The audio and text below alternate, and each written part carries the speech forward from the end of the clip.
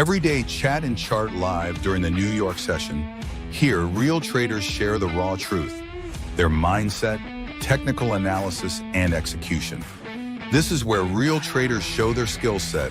Welcome to Tradin TV. This is your stage to shine. Hello, hello. Hello, everyone. Rosa. Hello, Rosa. Hello, Saif. Hello, hello. How are you guys? I'm okay. Hello. How are you doing? Yes, doing good. Yes. What about you? We missed you last session. Yes. Were you sad? You were sad, but you know what? We made a lot of money, so it made us feel a little bit better. Just the day I'm not here, right? No, actually, my trades are still running from the past live stream. Amazing. Wow. I had some shorts on gold last week, and they're still running. Wow. Yeah. Incredible. Yeah, because it's been dropping like crazy, but now it's recovered like half the way. Yeah, it recovered like almost more than $100, but I think it's just a relief after yesterday's speech.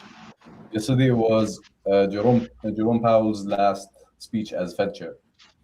So, yeah, markets were expecting to see some relief from the press conference, but actually, no. He said we are in no rush to cut rates, so that actually made the market drop further and the dollar gained more strength.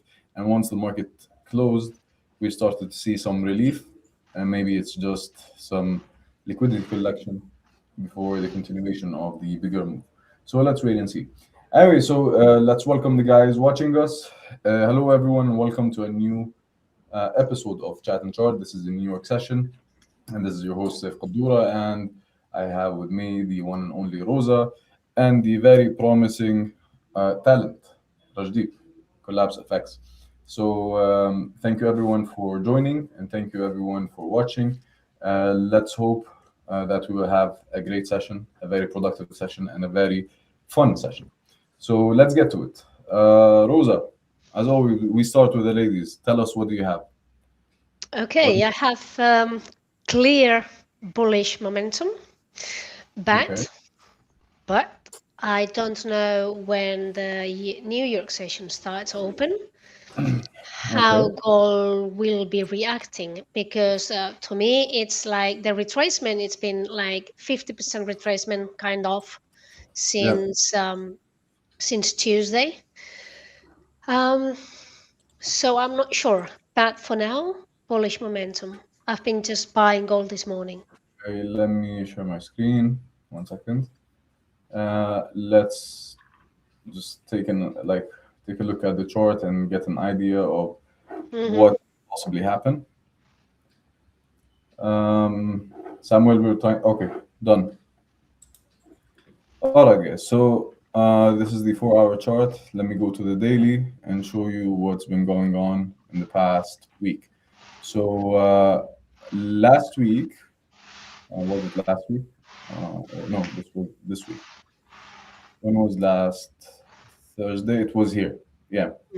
So yeah, it dropped, and then we had this big trend line, the medium-term trend line, if you want. So and then we got rejected from this point, which is almost 4,900, and then we started dropping, and we have a shorter-term trend line that has been going on for the past week. So let's go to lower time frames to confirm it.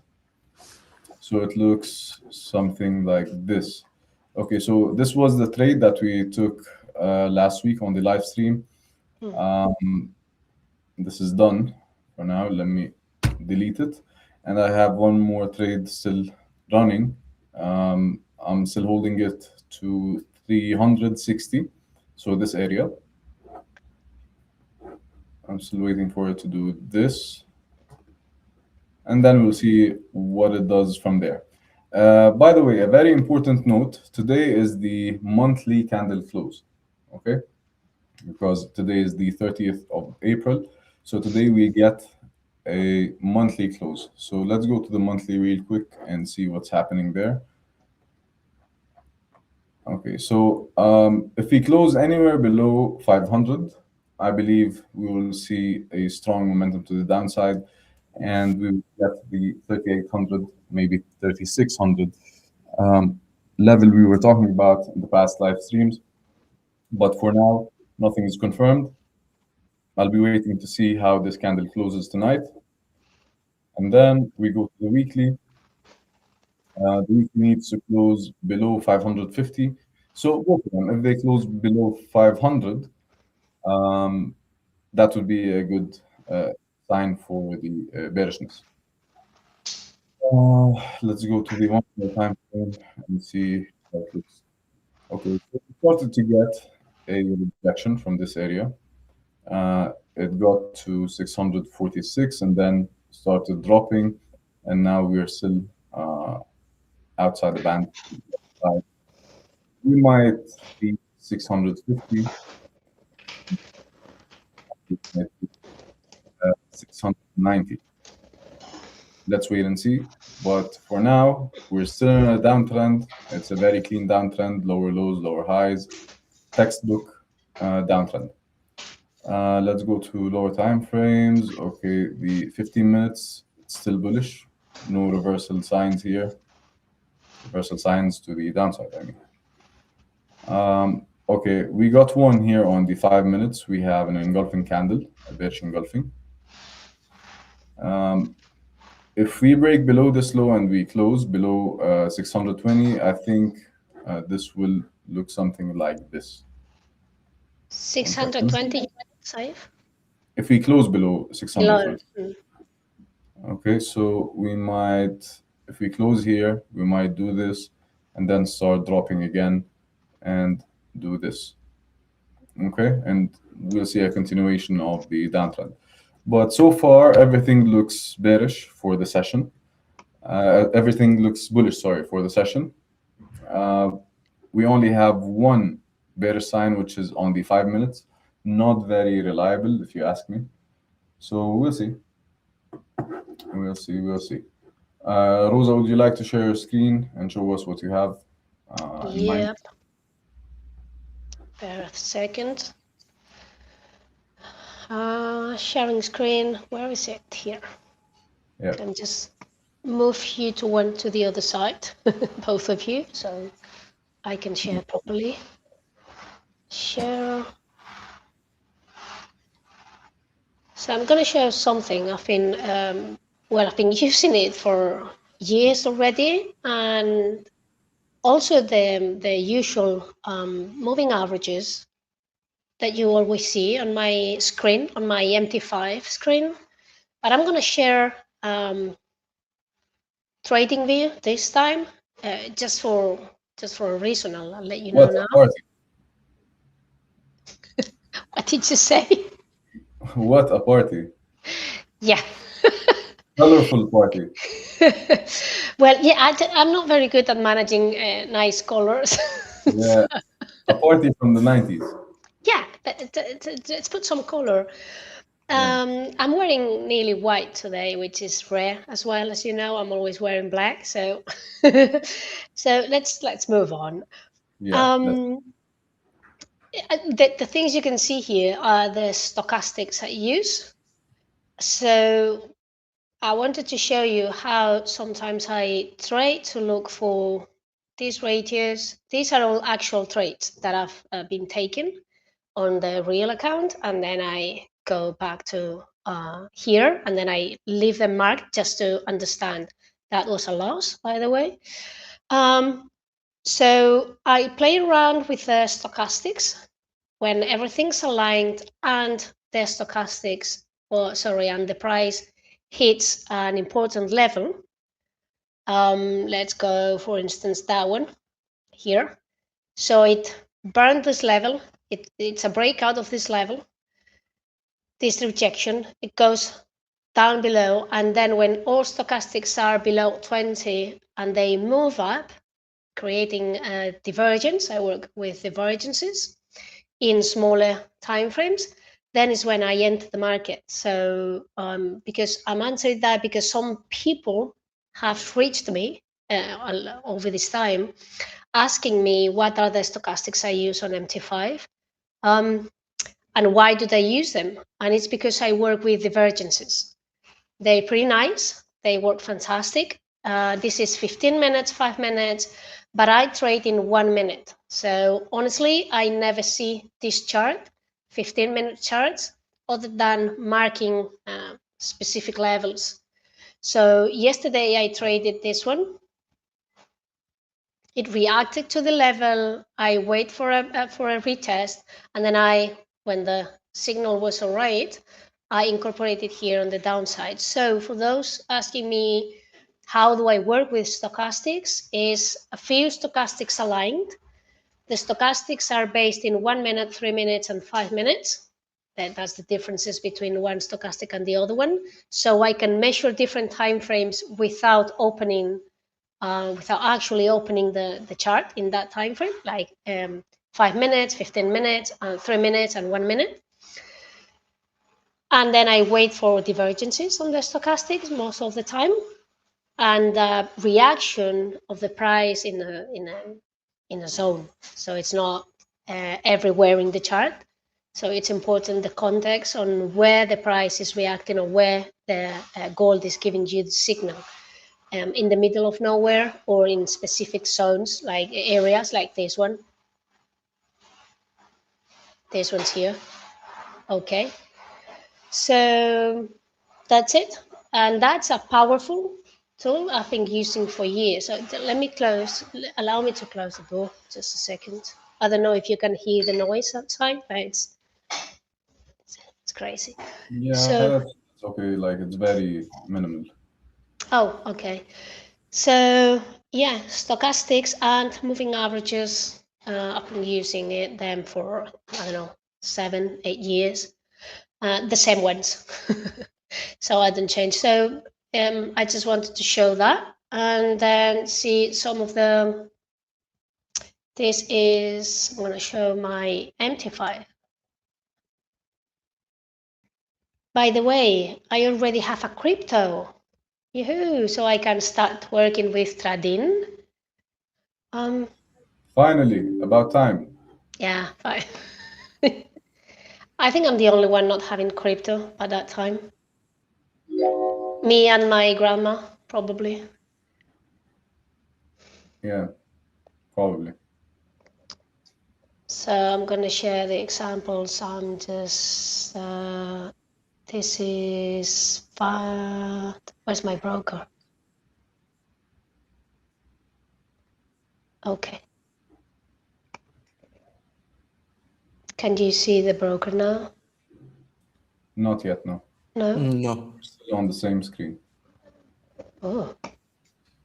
Why not?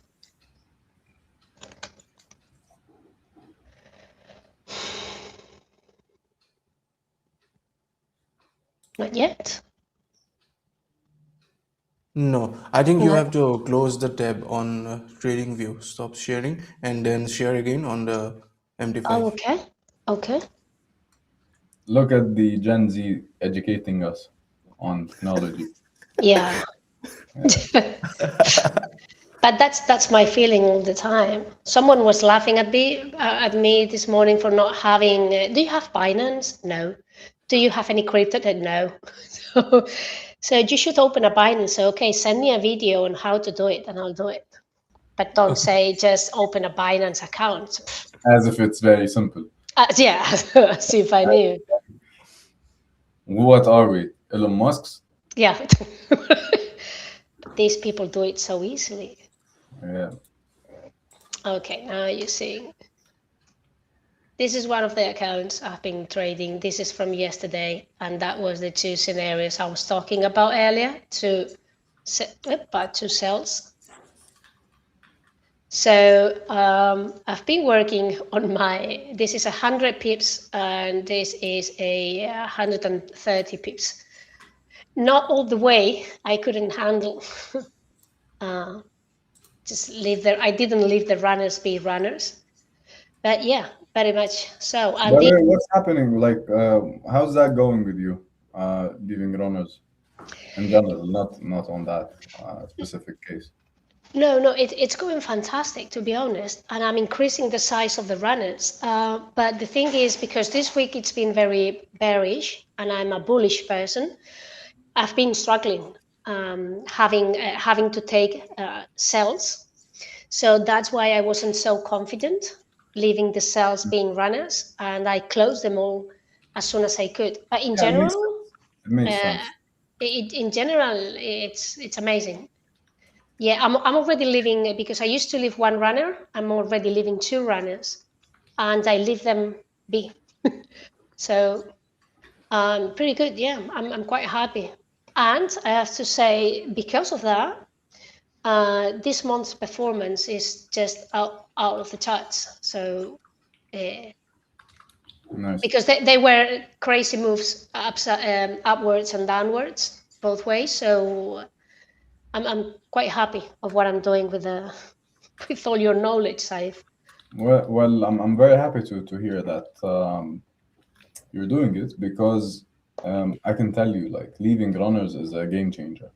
Honestly, like, can I give you an example? Let me Sure, just sure. yeah. Of course. Can Yeah. I share my screen? Mhm. So the trade we took together last week, Rajdeep, if you remember, Yes. I left half a lot of the gold trade, and I have another one that I took yesterday on was it yesterday? No, 3 days ago on euro. So let me show you 1 second. Let me show you how powerful just leaving runners, or like leaving a part of your trade just do its job. Samuel, trying to share, please.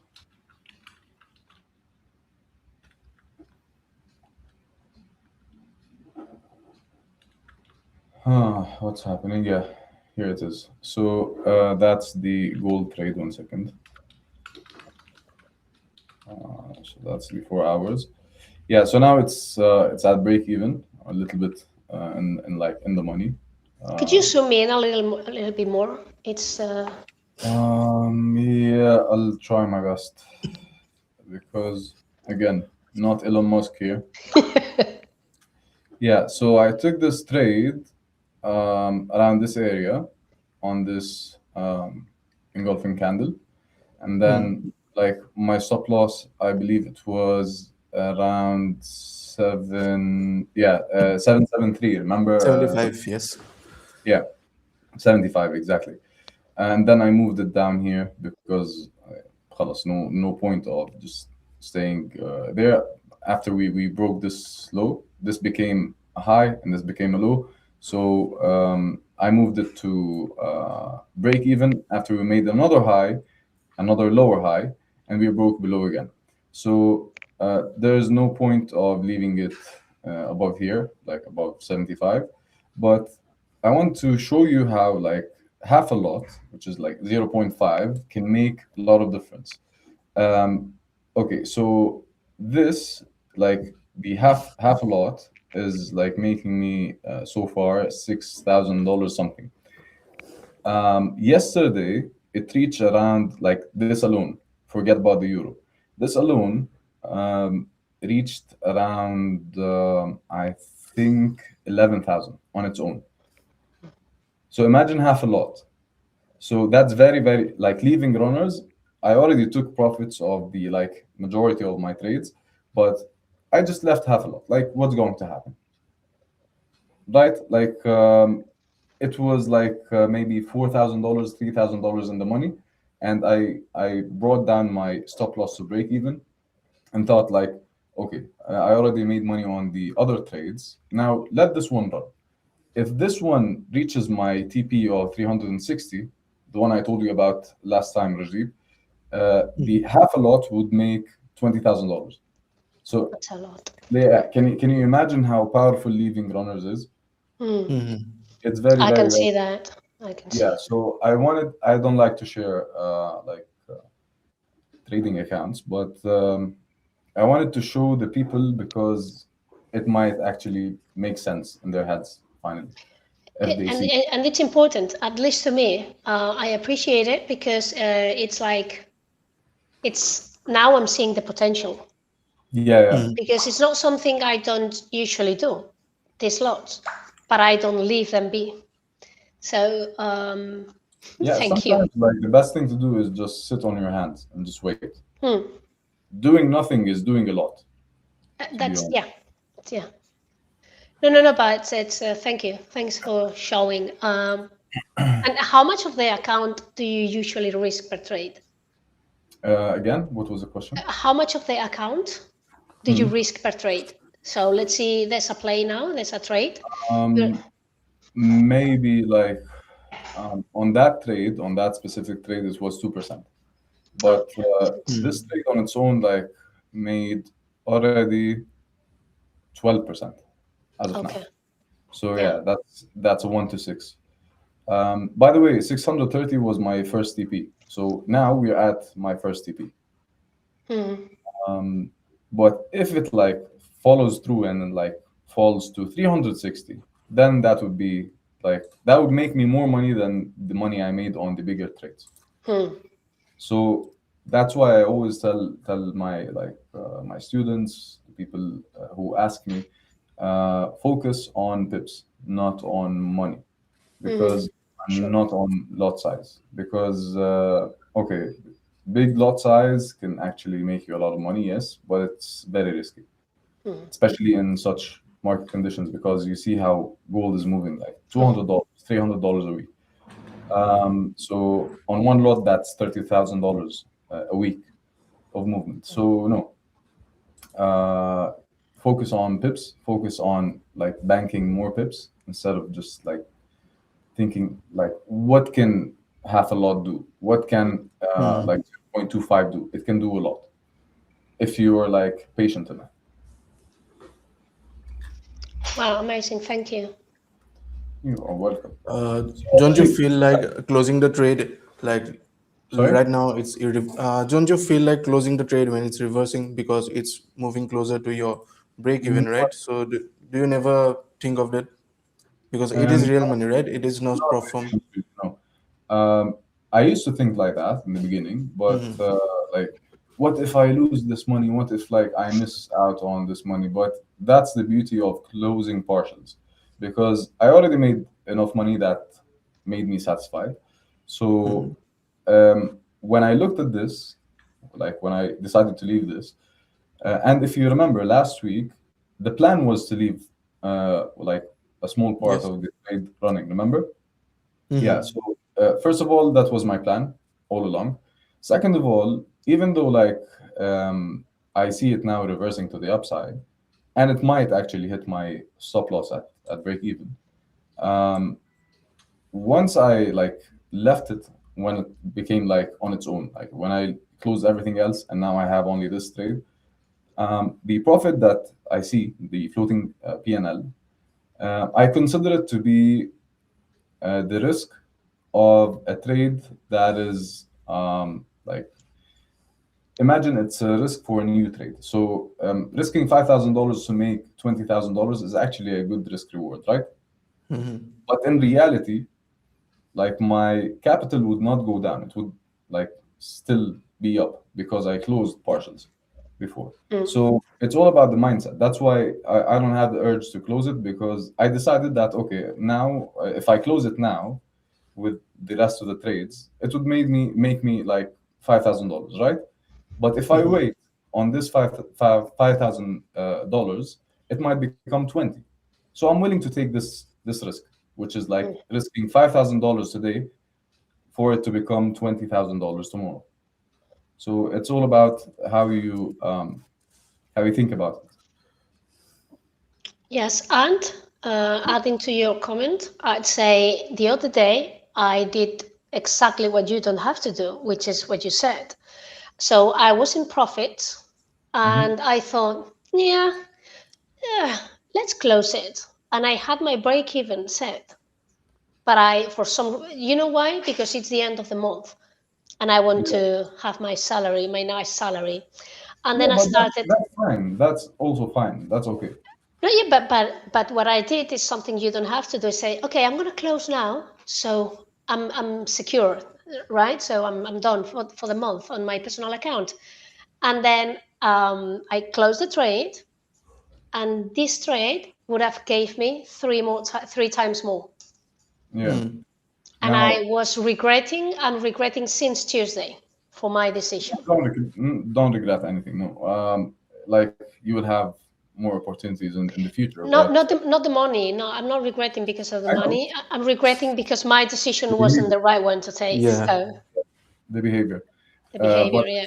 it's totally normal because like you're relatively new to this, as I am new to scalping. So sometimes I make wrong decisions in Mm. scalping. But that's totally normal, and I'm okay with that. I take it lightly if I make any mistake in scalping because it's not my bread and butter. I don't do this like enough to know Mm. better. Okay, so it's fine at the beginning, but at some point, now you wanted something called instant gratification. So you wanted to relieve stress and anxiety Yes, having an open trade and having exposure to the markets by closing a trade.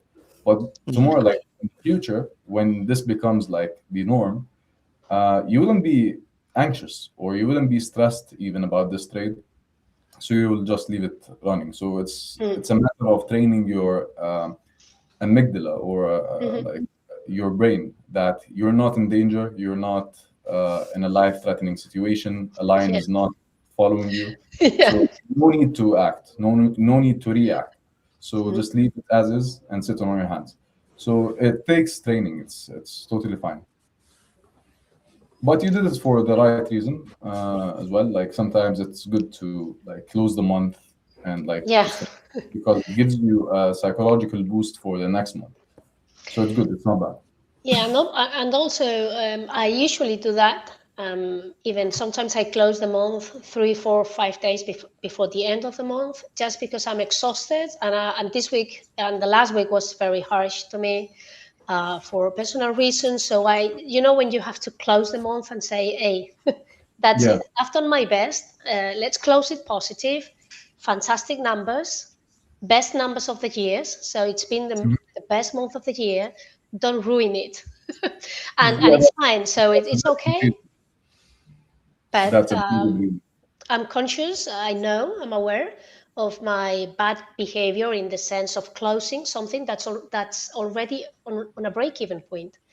If it's in Yeah. break even, just leave it.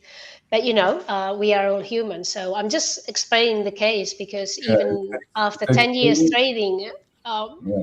you are always a newbie at some point in Of a course. specific matter. So yeah.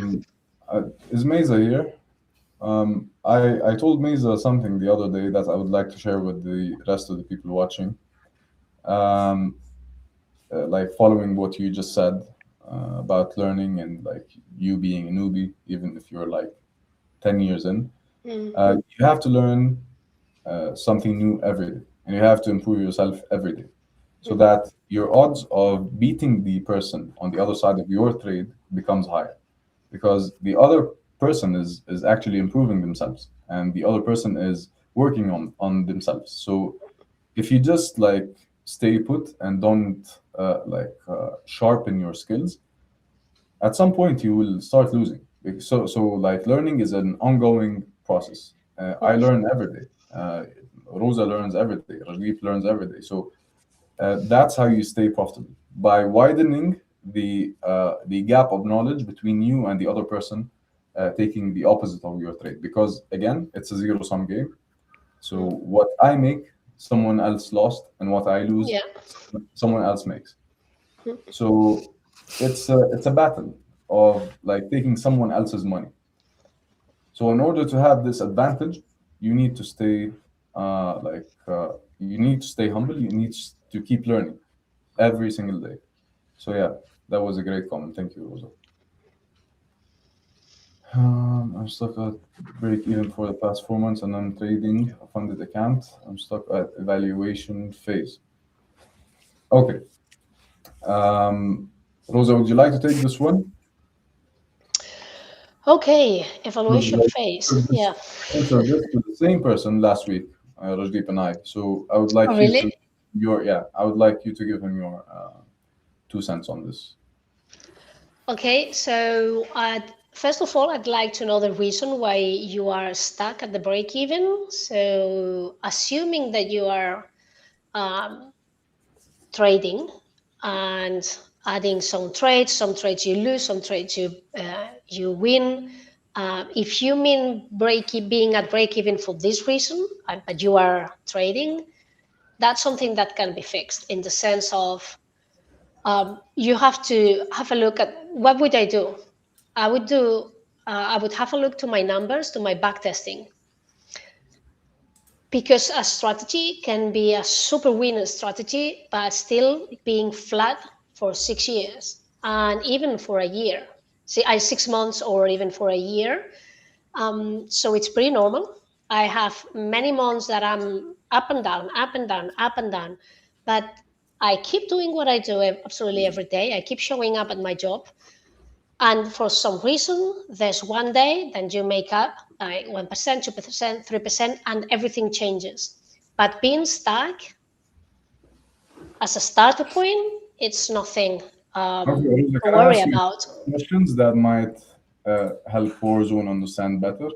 So say again? Can I ask you a couple of questions that Sure, would of make it course. easier for everyone to understand?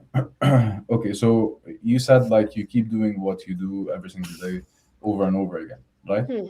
But are you ever like reacting based on fear or greed? For example, like if you lost $100 or $200 below your capital, after you make them back, you close at that profit that makes back your break-even point, which is the 100,000, for example. So you keep targeting your break-even unconsciously.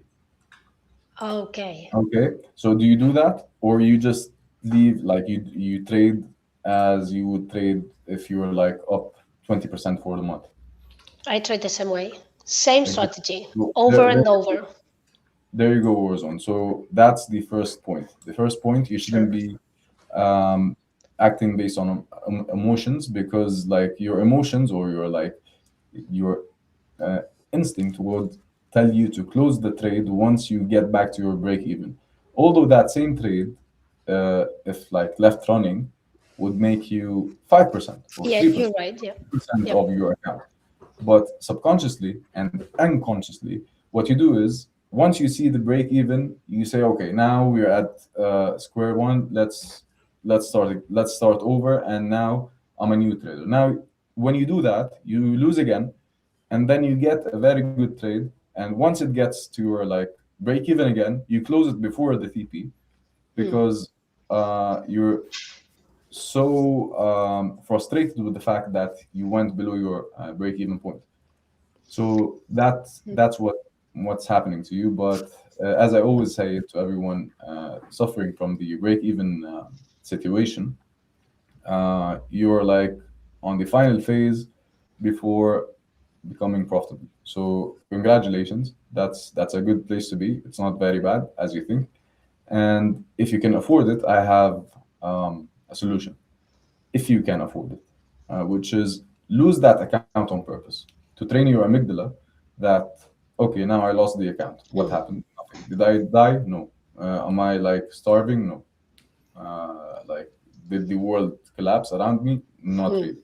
So yeah, we buy another one and we start trading with a fresh mindset. But that all depends on your financial situation. If you can afford it, then you can train your amygdala with this money.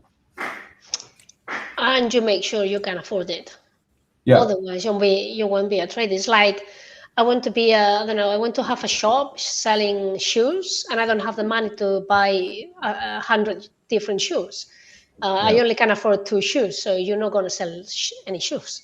So, yeah, you have to have the money to be a trader, and the tool we use is money. exactly. It's not a hammer or anything else. It's money. So you have to have money, but not only for a month, like for a year, and then start trading. Good thing about prop firms is like when you lose an account, you're not losing a 100K account. You're losing $500. It's Yeah. not 100K, it's 500. And some people lose track of that. I'm fed up of listening people say, "Oh, I've lost $2,000 today. What I'm gonna do?" Say $2,000. You've lost $10 of your Yeah. real amount of your real money. It's $10. Why are Yeah. you crying? Having a beer here is more expensive than that, and you Exactly. and you and you go out every afternoon to have a beer. So what are you moaning about? Yeah. Because people tend to think that prop firm money is real, and I usually say, and I'm benefiting of that. So, and I agree with the system, but it's like monopoly money. You Yeah. make this monopoly money into real money. That's magic. But it's monopoly until you withdraw. It's only monopoly. This game monopoly money, which is not the amount of what you're losing. So that's important. Exactly. And one more thing I would like to add to this is that sometimes you will need to live through your nightmares to understand that it's not that scary. For Mm. example, you're very scared of losing this account. That's why you're stuck at break even. Try losing it, see that nothing will change in your life. Nothing, absolute nothing. And you would buy more time instead of wasting 4 months being scared. No, actually face your fear and lose it and see that nothing will happen. And then you buy another one the same day or the next day, and you start trading like properly, and you make Normally, yes. yeah you make money and you save 3 months of your life or 4 months of your life or whatever. But all depends on your financial situation. If you can afford that, then sure, go ahead and do it. Agreed. Yeah. Okay. I'm checking the news. Haven't checked. Okay, so let me give you a quick update on the news. Today we had the German GDP in the morning. It came slightly higher than the forecast at 0.3. So the German economy is growing. But then came the European CPI, which came in at 3%, as expected, but up from 2.6%.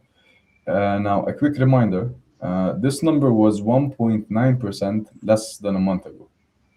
So imagine, and not less than a month ago, no, 2 months ago. Okay, so it almost doubled in a single month because like the flash estimate was 1.7. Now we're at 3%. So imagine what the war is doing to inflation in the world. Inflation is creeping up again, and I don't think the central banks are well equipped to fight inflation this time because they already cut rates. Now, if they start hiking rates or raising rates again, that would shock the markets and we will see a lot of chaos in the markets. Then we had the interest rate decision from the Bank of England, which is in the UK. We saw 3.75 unchanged from the previous, as expected. And now the ECB did not change as well. Did not change either, sorry. English as a second language. So 2%, as expected. They did not cut rates, as they shouldn't, actually. And then we got the GDP numbers from the US. The previous reading was 0.5%, the forecast was 2.2%. The actual came at 2%, so lower than expected, but it's still growing. The quarterly GDP is positive, so it's still good. And then the core PCE went up to 3.2%. The target is 2%, guys. And it got very close to 2%. It got maybe to 2.4%, and now it's back up above 3%. So that's not a good situation for inflation. And the jobless claims came actually lower than expected, at a record low, actually, 189,000 jobless claims.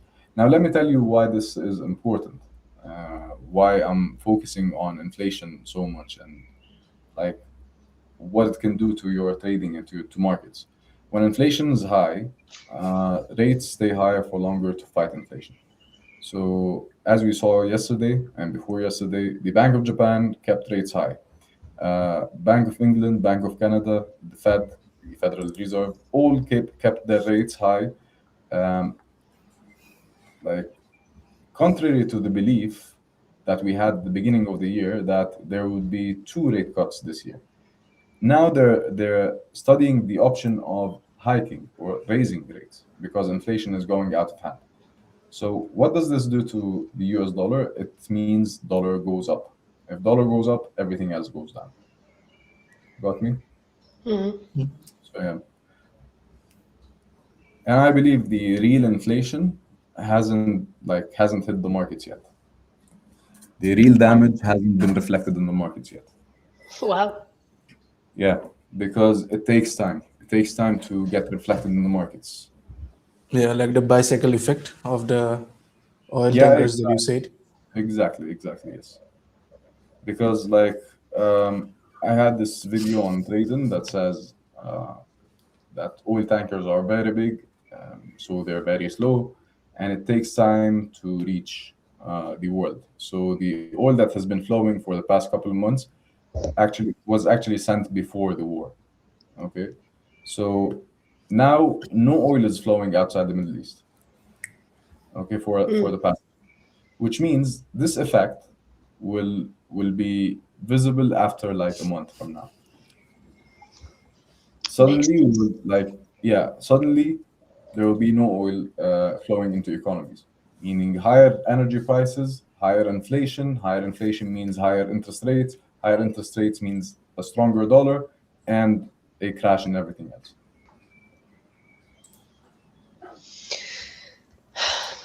Upcoming future, not very bright. Yeah, unfortunately. Guys, yesterday Jerome Powell made a very good and sad joke while he was leaving. When he was leaving Oh the yes, I remember this. Yes. Yeah, you saw it. Yeah, yeah. It's in the At reels everywhere. press conference, he said, "Okay, guys, won't see you next time." So usually he says, "See you next time." See you next Now, time. Yes. this time he said, "Won't see you next time," and he left, and people started laughing. This was like, it was funny, but it was sad at the same time because Jerome Powell is a very good economist, actually a great economist. And the Fed was in safe hands while he was Fed chair. Now God knows what Kevin Walsh is hiding. Maybe he would be uh, supporting Trump's agenda. So hopefully not, because if it was to Trump, he would cut rates to 0%, and the world will go to ruins, especially the markets. Okay, so Meza is asking a very good question. What about UAE leaving the OPEC? The Okay, so the does everyone know what OPEC is? OPEC is the oil producing and exporting countries. That's like an organization between Russia, Saudi Arabia, the UAE, Kuwait, and like a bunch of other countries. So what they do is, and there's OPEC Plus, which includes Russia and Venezuela. Now, OPEC is like responsible for price stability or oil price stability. So what they do is they all agree to increase or decrease the production of oil. So if they increase the production, that brings the prices down. If they reduce the production, that goes up. The prices go up because like lack of supply means that demand outpaces supply, so prices go up, and vice versa. Clear? So now, when UAE left, I think that happened or came as a reaction to the war because now the UAE is like damaged financially and economically from the war, and oil prices are going up, and they're not allowed to sell all the oil they have based on OPEC restrictions. So they decided they're better off leaving OPEC and selling all the oil that they have because they produce, I think, around 5 million barrels of oil every day. So that's a lot of oil. And the prices now are high, so they would make back a lot of the losses they suffered from during the war. So I think that's their main reason of leaving. What would that do to the oil? I think it's good for oil prices. It would bring it down.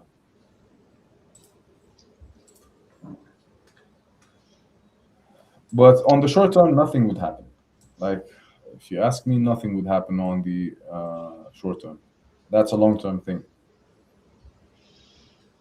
As I told you before, oil moves very, very slow. So the impact would be later on, not now. Well, but a month is not far away, so it's like the very near future. Yeah, exactly. But So yeah, it's not like, but it it's not sounds scary. more like, yeah. So I think this UAE situation will impact the oil prices in maybe 3 months' time, not now. Mhm. But the other thing I was talking about is because like the oil supply was disrupted maybe 2 months ago. That's why we're like expecting it to like start showing next month. But the UAE thing happened yesterday or before yesterday, and it's effective 1st of May, so tomorrow. So Okay. it didn't start yet. They're still within the same rules of OPEC as of today.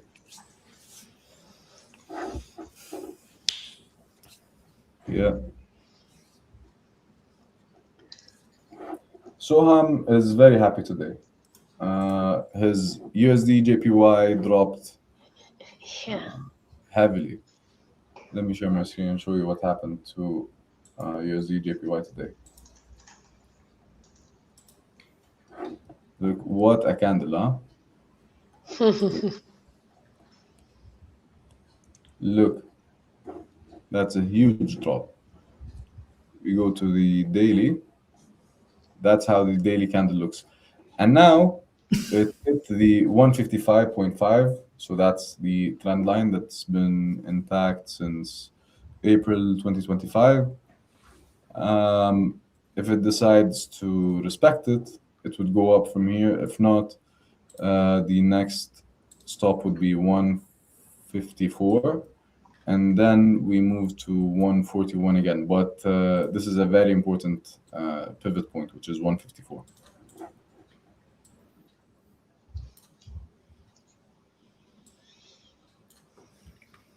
So yeah, Soham is asking why this fall in USD JPY. It's a fall of USD. Look at the DXY, you would understand. Okay. And there might be like there have been some rumors about an intervention by the Japanese government, but yeah, because it reached 160.7 today, so there might have been like an intervention, but we still didn't hear anything about it. We will know. We will know soon enough. Okay, just a sec. Analysis. I wanted to double my position. Should I have done that? No regrets, my friend. No regrets. He wanted to double his position, and he says I should have done that. No regrets. Mm.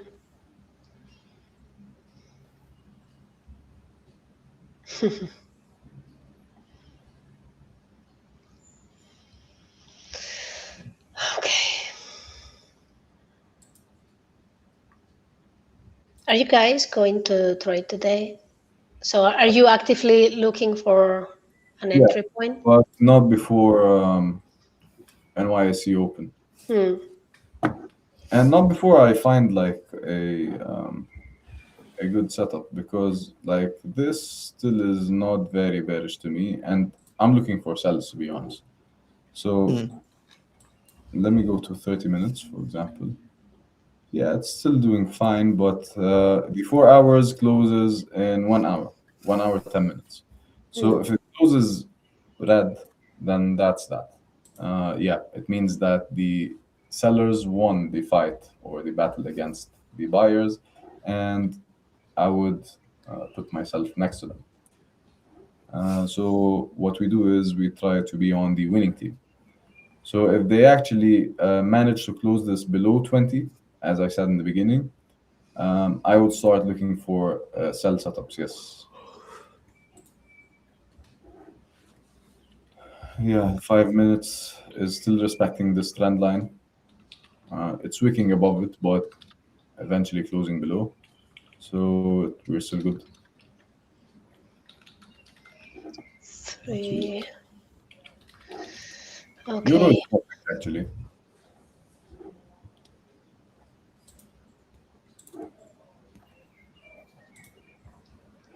Okay. I'll be right back, guys. Just a minute. Take it.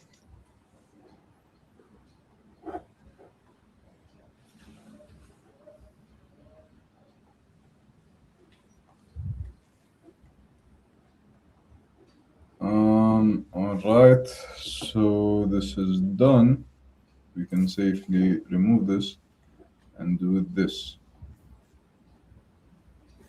Yeah, Euro is still doing fine. Go to 1 hour. Yeah, look what holds it from above. The 200-day moving average, a trend line, the 100-day moving average, the 50-day moving average. There's a cluster of moving averages here. I think this will stop it from going up. Yeah, Euro is still doing fine. Let me take a look at GBP. Dollar. Okay, so the dollar is starting to recover. Not as fast as we want it, but it's still recovering. So this might have been a liquidity sweep, and now we start looking. yes. Yeah, we might start seeing higher USD. Okay.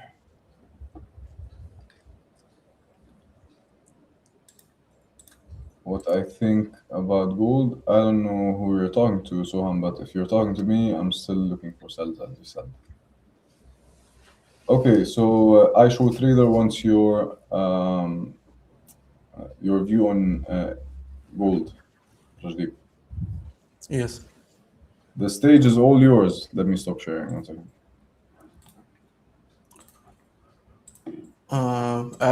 I'm also looking for sales. First of all, this bearish trend line. We've been following this since the past few weeks.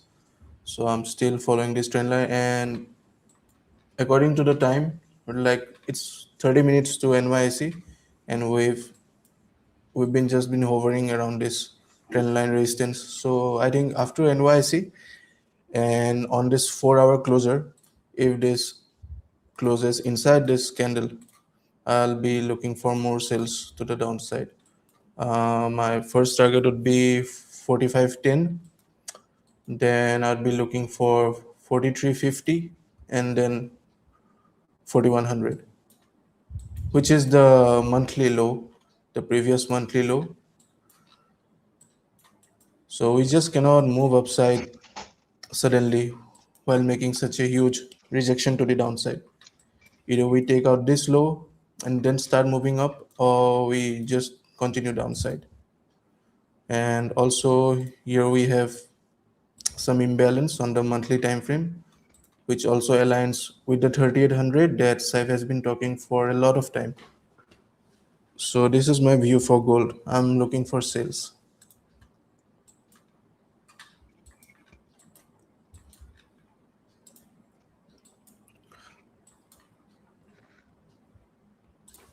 What I think point? before.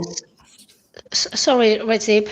I'm late, I know, but Okay. what's this level you mark there? Which one?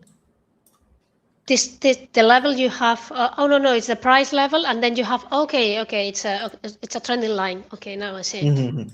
All right, thank you. Even under 1 hour, this looks very promising.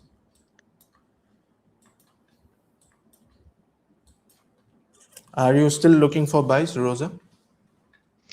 No, I'm just waiting for sales. Hmm.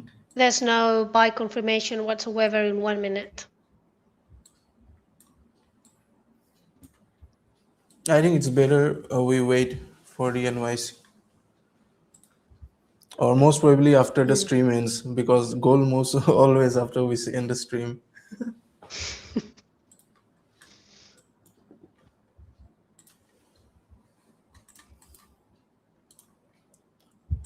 So yeah, I saw trader. I showed you the XAU USD view.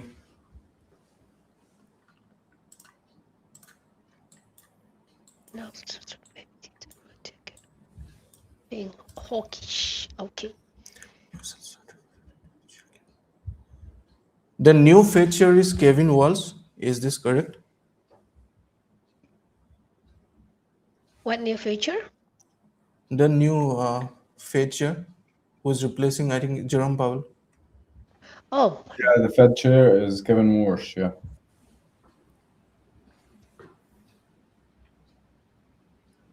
So this guy should be good. Like Jerome Powell himself vouched for him, so I think he would be good. And for those of you who don't know, the Fed is consisted of 12 members. So one person, even if he was the Fed, he does not have the final say. So they vote, and based on their like collective vote, they decide whether to cut rates or hike rates. So we only lost Jerome Powell, which is like the the media face of the Fed or the Federal Reserve. But behind Jerome Powell are more members who are still pushing for higher rates. So even if Kevin Warsh comes and comes with Trump's agenda of cutting rates when it's not necessary to cut rates and when it's wrong to cut rates, there are like other members who would say no. By the way, yesterday's vote was the highest, or like no, well, one second. Let me put it in a better way. Last night, the votes were like it was like the voting was the closest since 1992. So some people were saying they want to cut rates, and other people were saying no, they want to keep high rates. Usually, the Fed members agree on, like most of them agree on the same thing, and usually only the guy that Trump hired, which is Stephen Myron, says I want to cut 50 basis points. But other than that, the rest of them, all of them, are always in sync. Let's say. So yesterday we saw like the first time of a close vote since 1992. It's the closest since 1992. So 31 years ago. Oh, no, 34 years ago. Sorry, we're in 2026. Gold will break out all dips, buying opportunity. Bank Nifty, can you explain what you mean? Hello, Collapse. The GBP JPY trade you shared was crazy. Any insight on that? Okay, Well, I'll just for you. yes, I'll just explain the whole trade. So it's the same with the USD JPY. So probably there's something that's happened with Japanese yen, I don't know. But as per my technicals, I was aiming for this low on the daily time frame. So this low, so I have a concept which is the unmitigated low. So according to that, this low was untapped, and without taking this low, we were just pushing up. And also on the weekly time frame, we had this weekly CRT. So I was aiming for this weekly low on the GJ, and on the daily we had this unmitigated low. So first I was targeting this low on the daily. On the 4 hour we also had the same thing. It's very similar to the gold trades that the gold fall that we had on January. So this low, this wasn't tapped, and it just kept building liquidity to the upside. So I was just looking for sell trades after I had this liquidity sweep on this 4 hour time frames.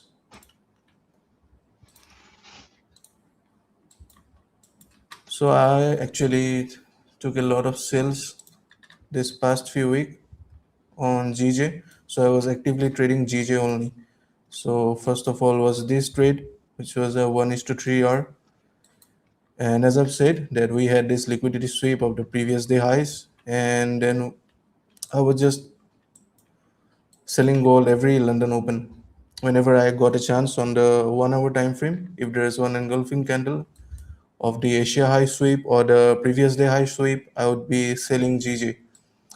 And this trade, so this was yesterday, I closed most of the positions and I kept a partial running, and that partial gave me almost more than every other trade that I took on this last few weeks. So I actually closed my position around here, and that gave me around 4%. And all these trades, I took 4% in total. So that is what my plan was for GJ. This daily low. This one. I don't know if it made sense, but yes.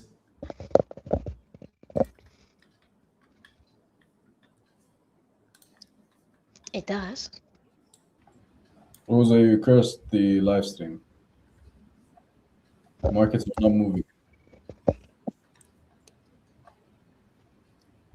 Hello, hello? Markets are moving. I'm saying markets are not moving. Oh, because of you. markets. You're the reason they stopped moving. What a superpower, by the way.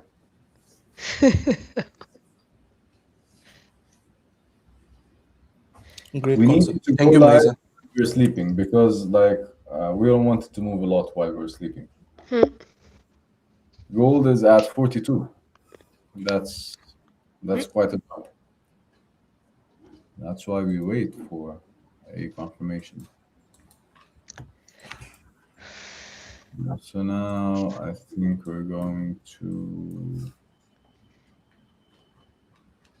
56 maybe. So yeah, we have either like 650 or 690. Let's wait and see. If I get 690, I'm selling. Like I'm adding to my sells. 690. Yeah, if we go Okay. there. I'm just like planting it in my head in case it really happens. 690. Wow. Yeah. If it decides to retest that previous low from the downside, I mean. Do you see the previous bottom? Yeah, it might just like decide to maybe retest. So let's wait. We'll see. But won't this like go against your trend line that you have made on the 4 hour? Yeah, it might just be like a wick. So like an intraday penetration wouldn't just make any like much difference. But that's just like far-fetched. I might be wrong, and it might just like turn around and start going down from here. But I'm just like trying to be more open-minded and like think of more scenarios.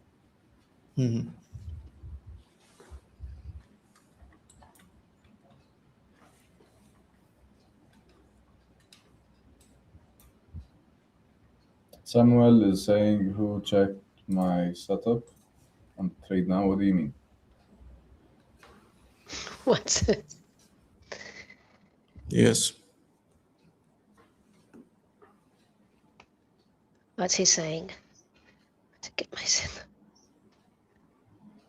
USD cat. Check it out. He has been checking selling USD CAD. Let's check. Yeah, he sent us a like a screenshot. Yes, he's scalping on the 5 minutes.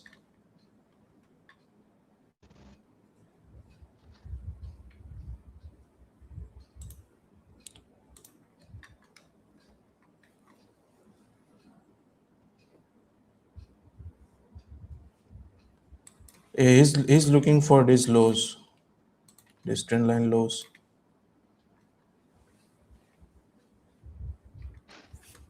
Let me just draw this setup here. Okay, he's saying just go to 4 hours time frame. And it says it's aligned. Yeah, it looks better on 4 hours. I think he's looking for the sweep of the previous 4 hour candle. Mm. Mm. Low, of course.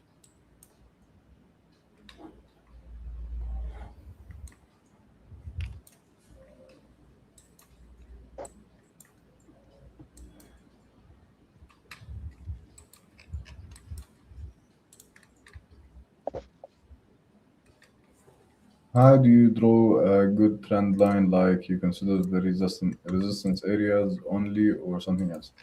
Um, like a trend line is basically if you're drawing a downtrend, um, you basically just connect the tops of the trend, and you need a minimum 3 points to connect, because connecting 2 points is mathematically a straight line, not a trend line.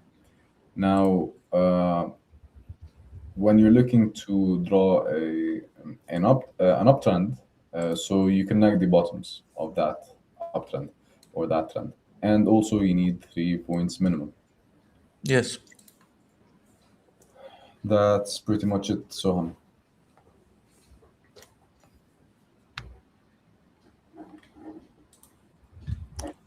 Like for example, on this one, here's one tab, two tabs, three tabs. There's a lot of tabs. Yeah, Mm. and this break, like sometimes it penetrates the trend line and then closes above, then that's fine. But here you can see that it closed outside, it closed beyond the trend line, and it Mhm. retested the trend line and then got rejected to the downside again. And now we have one, two, three taps again. Now we have a downtrend. Mm. Yes, this one. Yeah. Can you connect the three tops that we have here, Rajdeep, so that our viewers? This one. Yep, exactly. Yes. Okay, so this is this one, and this one. Yeah, you have three lower highs and three lower lows. Now this is officially a downtrend, but that's that's a very short term downtrend. Mhm. How what's the time frame here? 1 minute? Yes, the 1 minute. Yeah, so that's a very short term downtrend, but still it's a downtrend. So targeting the bottom of the bigger trend line might be actually a good idea. Let me just plan out this whole trade of salmon. Okay. So 1:2.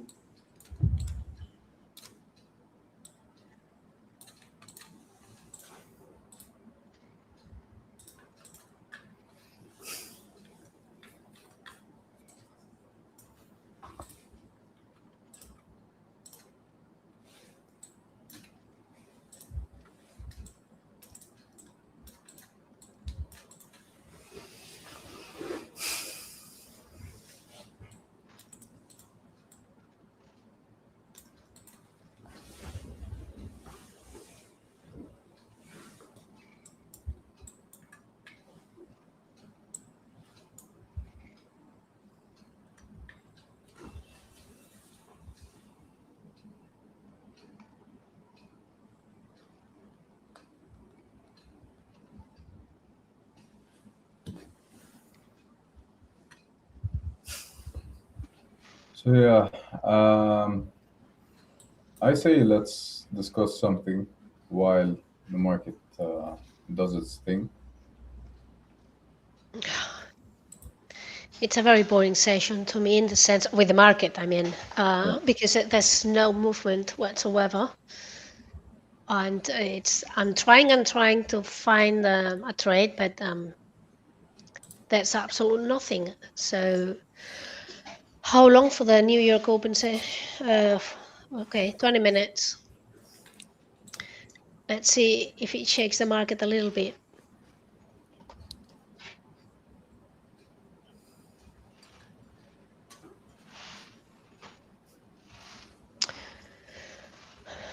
We still have 20 minutes to go till Hmm. NYSE open. And when it breaks the trend line, what is your next thought, or what do you do after that? I think you cannot just trade based on just trend lines. I think he's also having some confirmation or some other confluence. But basically, if you're trading trend lines, there will be a break of the trend line, a retest of the trend line, and then you would look for sales. If you get confirmation after the retest, let's say an engulfing candle,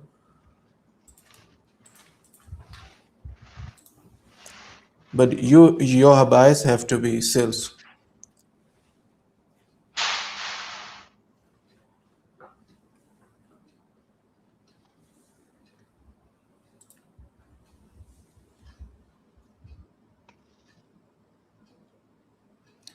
I'm also developing and building concepts in trading, so most of the times.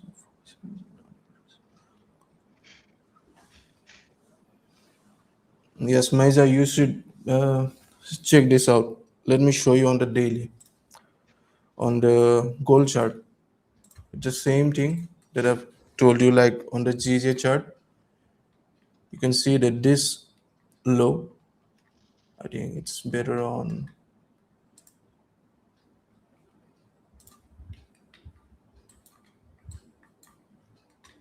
yeah. So this low that you see here, the next candle didn't engulf it. No, we had the sweep of this low before we pushed up. So it's very possible that this low will be taken out again, which is the 4100.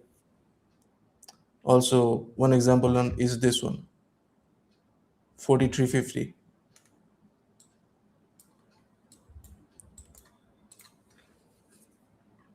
You'll be surprised, bro. Try to check this on 1 hour, 4 hour. You'll be surprised.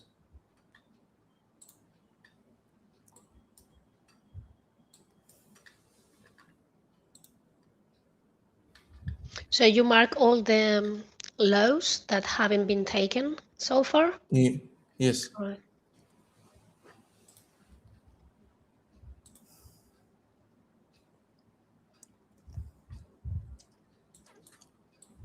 And then you try to understand, so you look for a confirmation. Let's say there's a low. You wait for a confirmation upwards to Yes. go and find this low. But it's plenty of them. How do you? I'm always asking it, Yeah. but it's important for me Basically, to it will be understand. on the edges. Yes. It will be on the extreme edges. Let's say this one, this is not a high probability, but let's say, let me just give you an example on some other Like chart. pivots or Yes. Yes. okay.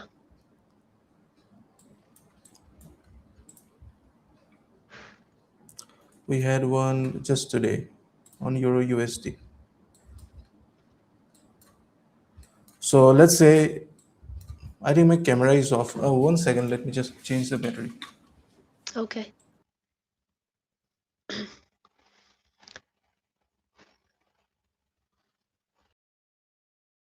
How do you find a bias for the day? Okay, let's wait for Rajdeep to come back. 4 hours and now 1 hour. Like you said, thank you, Rajdeep. I'm always asking the same questions regarding marking lows or highs. There's so many. Which ones do you know? The ones you have to mark. Or the more relevant. This is very, very extremely difficult to me to understand in the sense of markets always going up and down. So it's I mean, I'm pretty sure the market will chase these highs and lows, but the point is the timing. So I don't understand when is the timing to chase for a low or for a high. That's why I'm always asking Rajdeep the same question over and over from different different perspectives.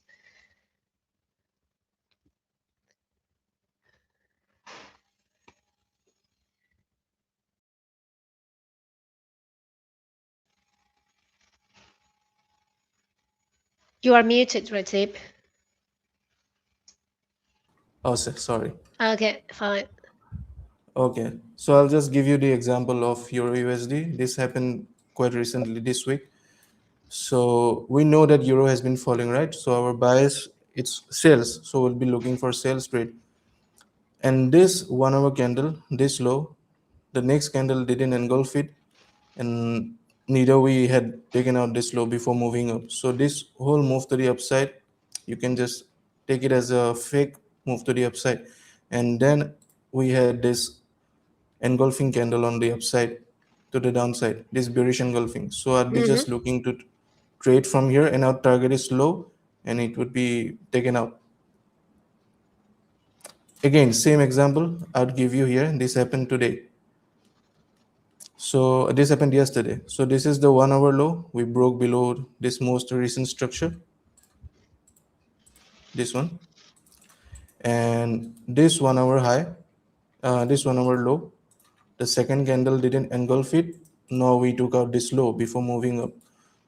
Plus there was this is an engulfing candle. So I'll just take this trade, take out the sell limit here, stop loss above this high, and I'll target this low. And it will just move immediately to this low.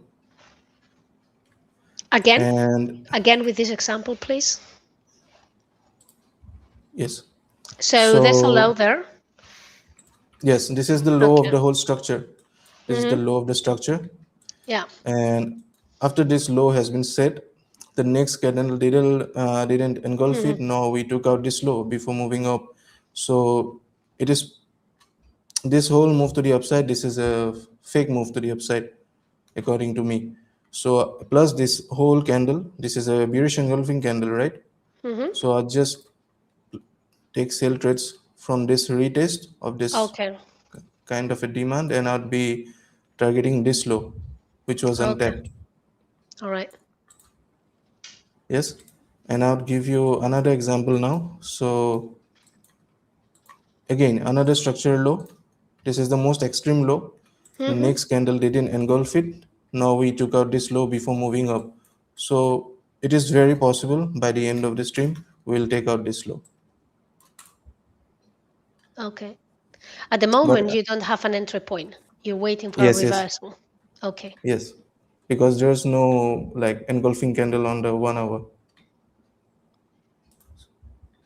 Let's say by the end of this 4 hour candle, there's a engulfing here, then I'll be looking for more trades to take out this low.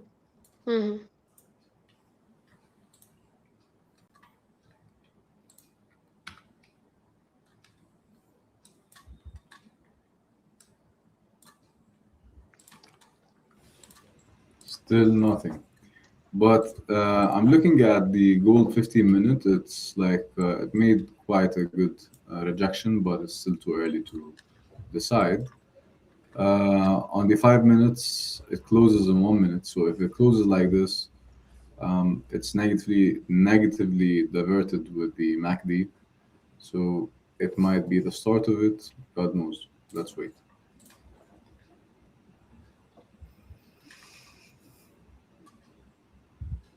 So we either stop here or go to 650, or, but unlikely, we go to 690. What do you guys think? What will happen? Is it done going up? Or we still have one more high? I think it will take the London high, and then maybe we would get some confirmation for the sales. Okay. What do you say, Rosa? I'm not waiting for that. I think it'll go straight down and then up. But just based on 1 minute charts, what I'm reading now. Anyway, I'm not taking any trades today, or even planning to take any trades unless the market refreshes. Yeah, I think if it doesn't give me a clear signal, I'm just gonna stick to my like running trades and like leave it at that. I will not add any more trades.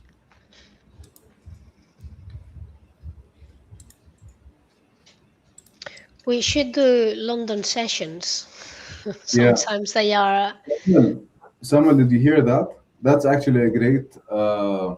That's a great idea. Let's start doing London sessions, because all of the major trading sessions or the live streams are happening during the New York session. So let's try mixing it. Let's try to mix it up a little bit and try the London sessions. Yes, I'd love to join.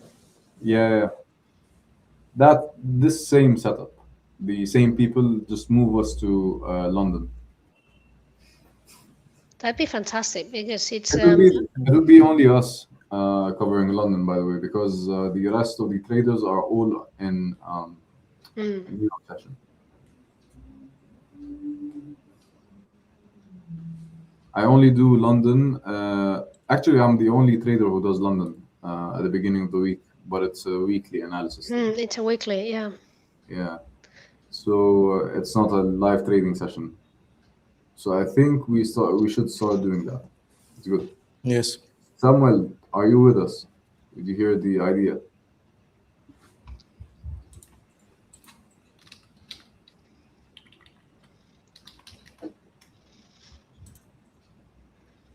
Samuel is Back to busy. break even.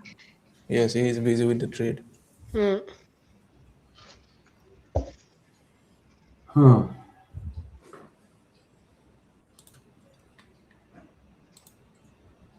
Can you go back to that same chart, please, Rajdeep? USD CAD. Yeah, the same chart you had. Yeah. What happens to risk reward if you bring it down to the previous, bring down the stop loss to the previous high instead of this?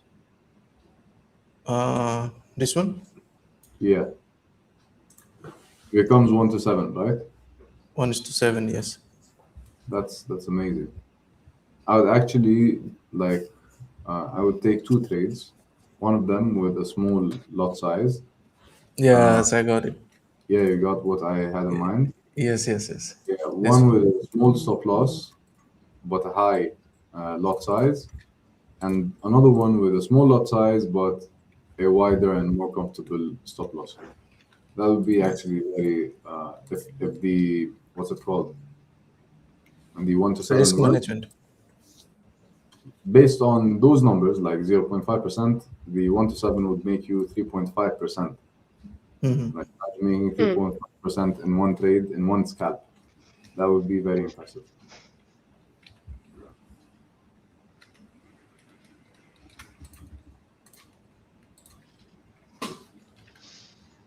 One to 7 is not scalping. It's intraday. It's intraday already. Yeah, yeah. You got a point. But anything lower than like 15 minutes, I consider scalping. And I die. If my trades are over 3 minutes, I don't know what to do with my life. And Actually, seriously, I envy you sometimes. Like the longest stress or anxiety you feel is like 3 minutes, and that's it. Like that's the longest you're exposed to the market. so if one of my trades gets stuck, and that happens very often, like up and down, after Yeah. 3-4 minutes, because I already have stop loss and the break even gets automatically based on the expert advisor I use, I just leave for a few minutes. And then when I hear the signal, bum, bum, that I'm out of the trade, either winning or losing, then I come back. But I don't understand. I can't stand being in front of a computer for 5, 10, 15 minutes and the trade not Yeah. doing anything. It's very difficult to me. But that's trading. I had a question for Rosa. Like, how do you find your confirmations? Because you're trading the 1 minute. So, do you like take trades based on structure? Let's say this was an uptrend and this was the most recent low. No. So, do you do things like this, or do you have something else? Can you explain Yeah. on this? Let me show my screen. Sure. I'd And love to this is learn this. my actual setup, so there's nothing to hide. Okay, personal account. Here we go. I've got the moving averages. This is let me, just a second. I'm going to move you to the other screen. Okay, so 200. Oh, you can't see. Anyway, it's 200 moving average, the white one. 200 exponential. Doesn't matter if it's 200. Doesn't matter if it's exponential or not. But I have it exponential. This is the 800, same exponential, and this is the 1000. That's because it's 5 minutes exponential. And then I have the short period moving averages, which are weighted. Okay, weighted 21 and 13. And downside, I have my stochastics, and it's you can see them. It's 9, 3, 14, 3, 44, and 60, 10. Okay, anyway, just take a screenshot or something, or I'll let you know later. This is a trade. I tested the waters earlier because I knew that was the movement. 40. That I was expecting that my 40, 50 pips. And I went out. It was a low-selling trade, just uptick. So direction wasn't perfectly trimmed. And I'll explain this trade as well. So everything was all fine, but it hit stop loss for a tick, and then it went to my direction. So what do I do? Let's wait. Let me show you something, an easy entry, okay? Just for the matter of the explanation. If it's in an uptrend, so there's two stages. It's above 200 or below 200. I'm looking the same, setups are the same, but the space I need to have, it's different. So let's say I have a trade here around this area, and my first take profit, my take profits are 40 pips, 60, 80, 100, and now I have 120, 140. So every 20 pips, I take partials, all right? So let's assume this is my entry for some reason. I'll explain now. If I don't have enough room until the EMA 200 or the 800 or the 1000, so if I have something in between, I won't take the trade. Okay, so this is a fantastic trade. That one's even better, but that one's nice. So when it's time, when it's forming, I just count the distance and I say, okay, 70, around 70 pips. Fine, plenty of room, so I can take it. That's the first thing. Second thing is I always wait for a discount. So that'd be a clear example. Price is moving down. The more, the better, but it doesn't matter. What I don't want, this is a discount, because if I zoom out a little bit, when I'm here, this is not a discount. This is something that's moving like around the 200. See? Yes? So a discount starts around here. Let's forget about these moving averages, but a discount means it goes below, far away from the 200. 200 is the main one, okay? So when I'm around here or around here, that's a discount. Then I start looking for buys. What do I want? It's not only a discount, but I also want distance. I want distance between the price. I want an imbalance in the price. That's an imbalance. That's an imbalance. That is an imbalance when I'm here, because I don't know the future, but when I'm here, it's starting to create an imbalance. An imbalance means distance between the price and the shorter moving averages, any of them. Let's look at a clear example. This is an imbalance for a sell. You see, every time that happens, I'm pretty sure if I go down and see the stochastics and they are above 80, and just sometimes there's a divergence, I sell my house on the trade. Okay, it's a AAA trade. Wow, that's a big statement. Yeah, but it's what I do. And I'm seriously, it's like not my house, but it's a AAA. So I might risk 4%. Sorry to cut you off. NYSE just opened, and Yep. the 15-minute candle closed bearish on gold. Please go on. Okay, just a second. Alerts in here and alerts in there. So first of all, I need an imbalance. Distance between the 200. How much? This is not a lot. I don't know how many pips, but it's you see clearly. The more you see the charts, the easier it gets. Second, I need imbalance, so distance again between the shorter EMAs and the price. How much? A distance. So I see distance here. I see distance here. I don't see any distance here. You see? Yes. So these are very straight rules. So, and I used to have a check point, literally printed out. With these are simple rules. These two are simple. So another point that I take into consideration is, okay, now I have distance, I have a discount on the price. There's a bit of space in here. It's not a fantastic entry, but it's fine. So the very moment the price goes up, one of the two shorter moving averages, and do I have a bullet indicating there's a pattern, a triangle? Let's show what a triangle is.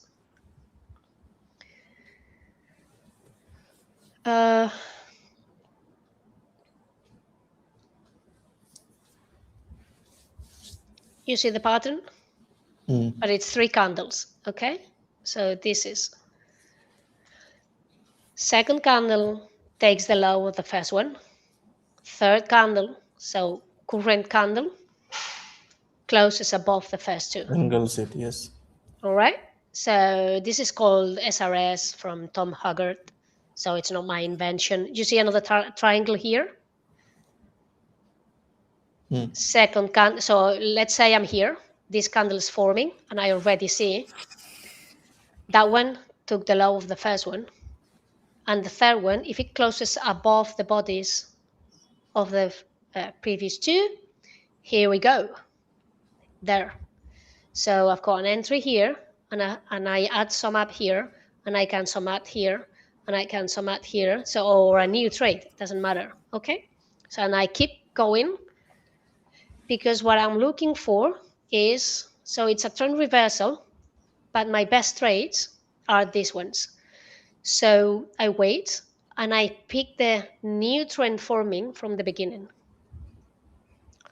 This is why I don't hesitate for a second in being in here and start closing at 40 pips. 40 pips, first partial, and then break even. Doesn't matter, break even. Because when the good ones are close, that one, you get like 100 to 200.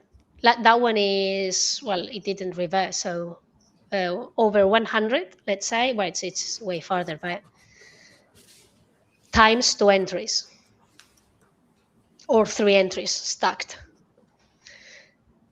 This is my trading. And if by any chance I see a divergence, which is, it doesn't happen every time.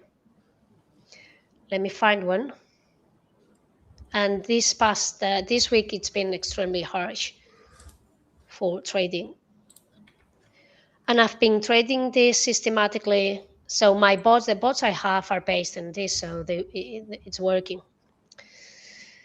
So, well, there's no divergence, but well, that one's here, not the best ones, but still, that one, I like it to be under the 20, and then give me the divergence over the 20. Sometimes. So this is one of the setups, the previous one. The second setup I have for the same strategy is that one, the divergences, right? At least one of the stochastics has to be divergent. I always look for 2 of them, because in these trades, I don't wait for the candle to close. There's 2 of them, right? Like the top 2 stochastics. Yeah, this is not the best. I mean, I like it, as I said, below 20 is when I like it. So to me, that's not a divergence in the sense it's not below 20. So when price is dropping, which is crazy because you enter, I don't wait for the candle to close. The moment it drops, I enter the trade. I'm not saying I enter here, maybe I enter here. But I usually trade on a falling knife. Okay. There's some divergences more nice than that one. Let's say this is that. So these are the ones I like it to see. Imagine the price goes down here, right? And you see that nice angle here and nice angle here. Over 10, 15 degrees angle, again, AAA, just double your position.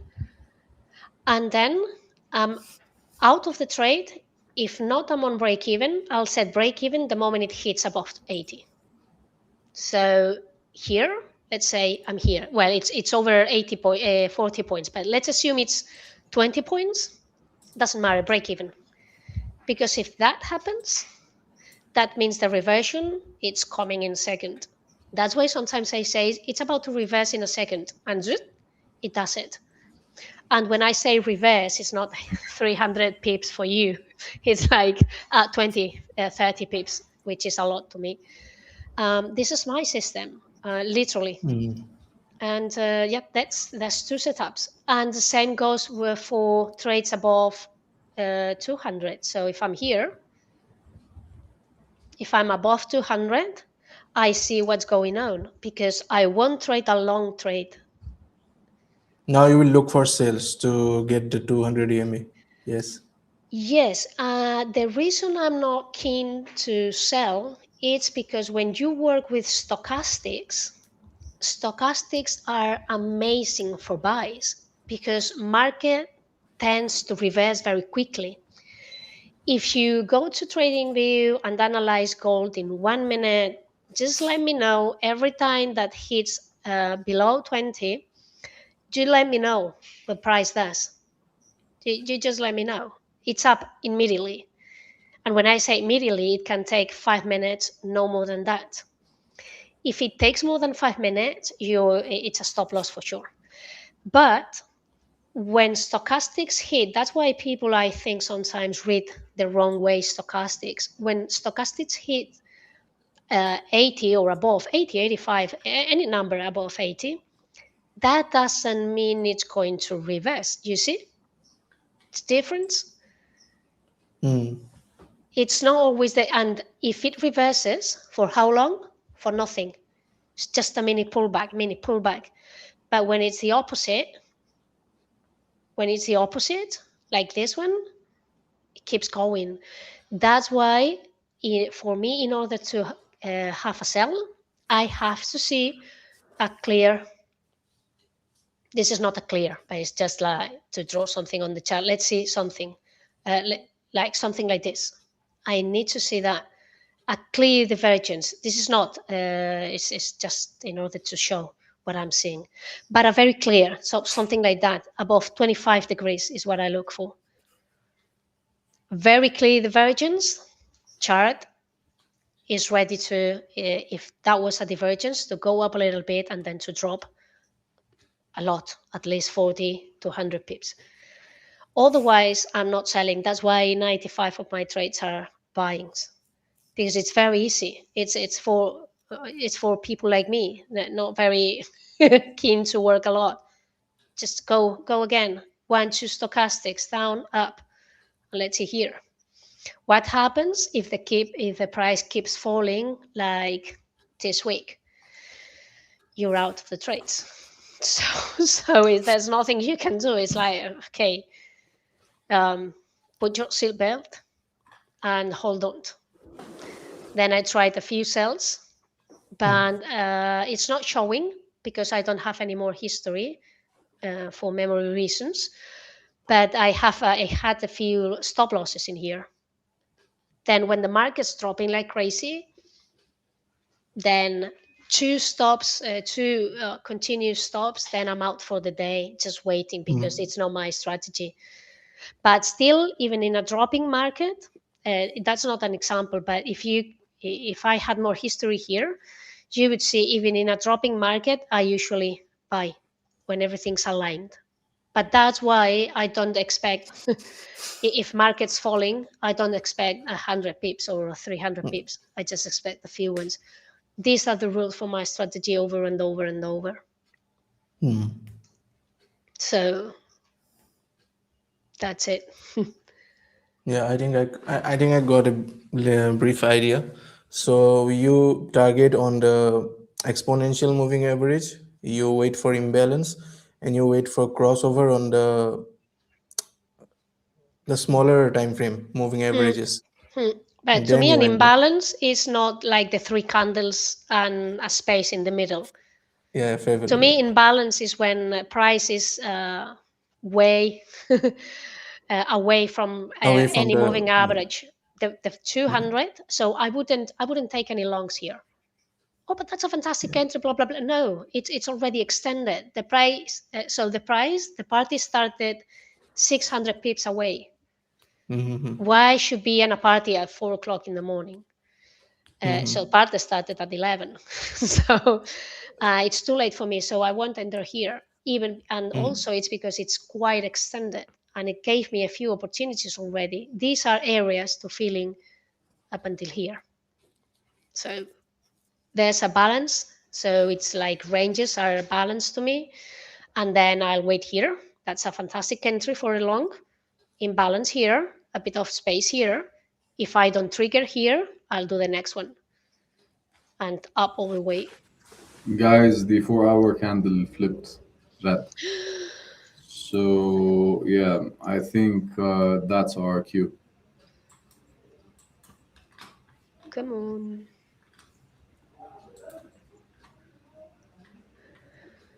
Four hours. Yeah. It's 60 in your yeah. target, right? I'm still waiting for it to close, but yeah, if it closes below 20, then I'll start looking for sells. But obviously, I'll be working a little bit late today until I get my setup.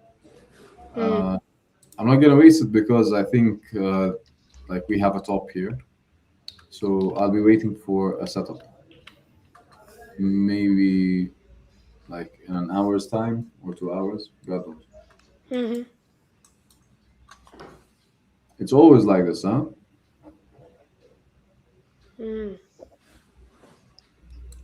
At the end of the live stream, it starts moving. Yes, there's.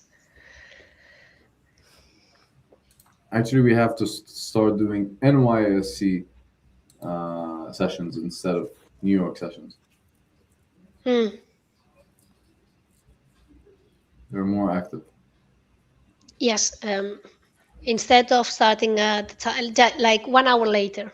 Yeah. Yes. List. Yeah, that'd be fantastic because it's honestly lately it's market's pretty boring at this time and Yeah. or London sessions. I'm up for London session. Yeah, me too. Derivada de accélération. So there we what? I don't know. Okay, management. Just wait. Building position. Come on, Rosa. 3 minutes. I called it. What's Derivada that? de aceleración. No, 3 minutes. Derivada de aceleración. I don't know what is that. DDA. Yeah, 3 minutes. Probably he's mocking me because I said. For your 3 minutes straight. Yeah. Yeah, but it's how I work. I mean, and if you go to 1 minute and you don't move, I mean, if you are always in 1 minute, you'll see the speed. So that's why 3 minutes is a lot. And also, this trade here happens very often. That's why it's so important timing in 1 minute because you can be out for 3 or 4 ticks or a pip. So. Okay, guys. So let me tell you. Sorry for like changing No. the subject, but here's how I see it. The scenario I want to see now for me to enter the market, I'm going to wait for this 1 hour candle to close, which also coincides with the closing of the 8 hours and the 4 hours. Now, if it closes below 20, I'll be waiting for a retest of the 30, so 630, with stops above 50. Okay, so at 650. So it will be a $20 stop loss, and I'll be targeting 1 second. 650 stop loss. Yeah, the stop loss is 650, the entry is 630, and the TP is 450. So if you want to, 1 second, like if you're good, like if you're so good, you can catch it at 35, but I want to be safe and just catch it at whatever, 30, 31 is good. So yeah, that makes 1 to almost 9. That's a 1 to 9 trade, yeah. And I was talking about 40 pips. Hello. No, There's people in life, and then there's people in life. You know, it's like, yeah, sorry about that. Can I share my screen 1 second? I'm just like thinking out loud so that you guys. Okay, so it's at 18 now. The all plan yours. I had, or the path I had in mind is working. It's happening. 1 second, share. Okay, there it is. So, Samuel, gracias. Since you two are speaking Spanish, I want to join in. I feel left out. Okay, so this is how this 1 hour candle looks so far. It's looking great, actually. An engulfing candle, a bearish engulfing from a very important level, which is the 126-day moving average. What I was saying before I shared my screen was I want to see it retest here, which is 30. 1 second, let me fix it so that we have accurate numbers.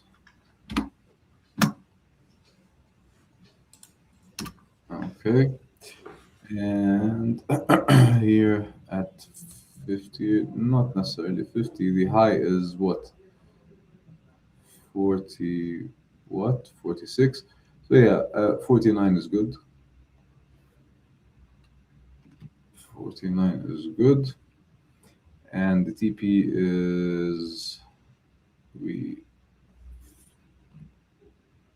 4455 is a nice number. So yeah, that's a 1 to 9, 9.2. If we sell at 630 with stops at 649 and targeting 455. So that's a very good trade. I would be very happy to enter this trade if everything goes as planned. So I just shared my plan. I think for me, this is trading wise, of course, this is the highlight of the session for me. If I get this right, that would be a great end of the week.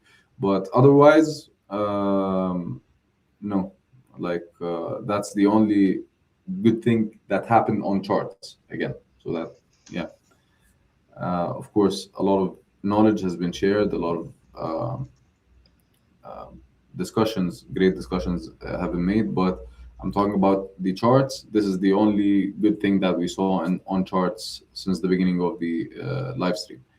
So what do you guys think about it? Rosa, what do you think? Rajdeep? What do you want me to say about your trade? No, I mean, what do you think?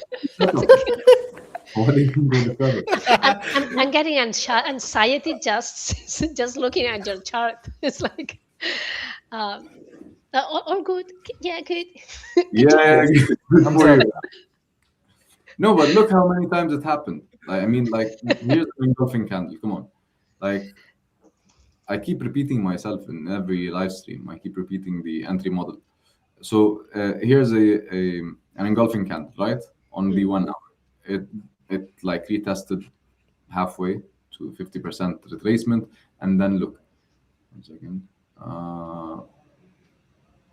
You could have done something like this. Okay. And you target, for example, How do you, 1 second, we need Fibonacci for this. If we do this, this, and this, the first target is at 620, which makes a 1 to 7. So, like, this is, for me, that's a very high probability trade. Only if it closes the way I want it to close. So, somewhere around here.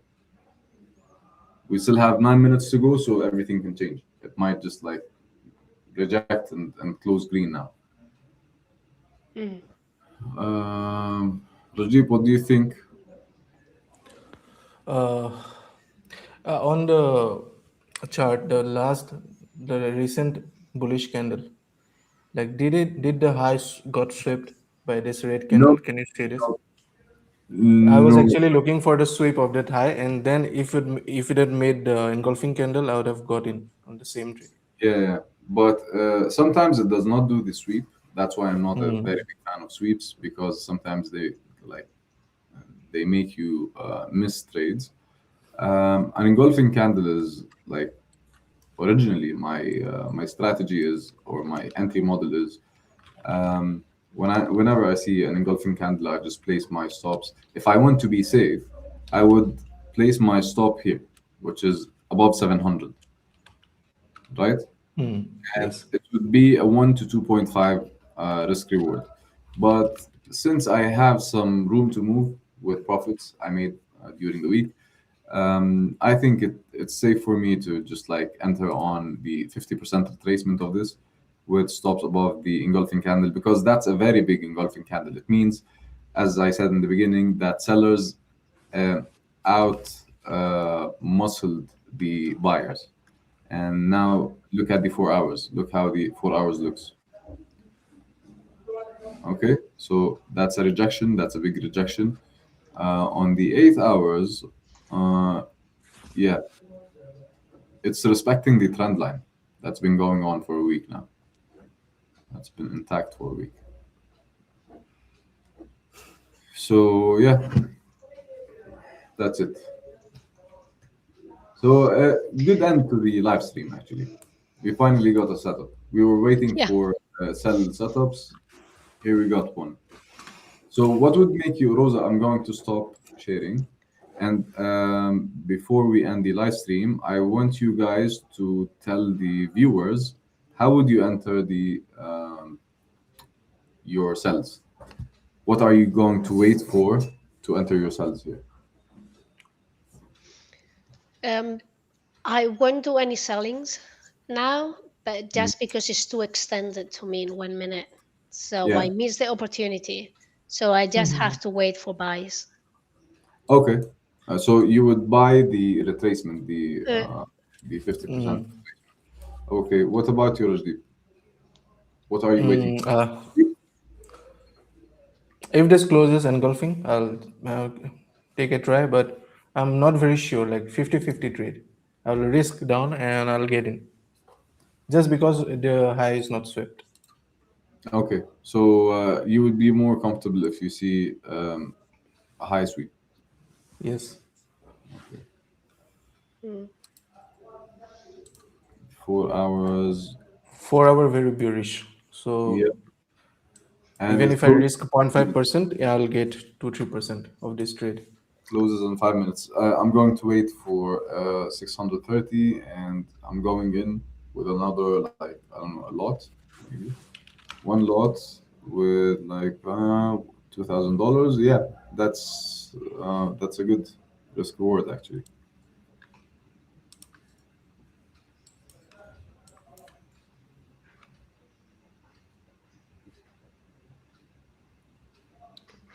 What is your first target on this sell? Is it 45.10? 4455. Okay.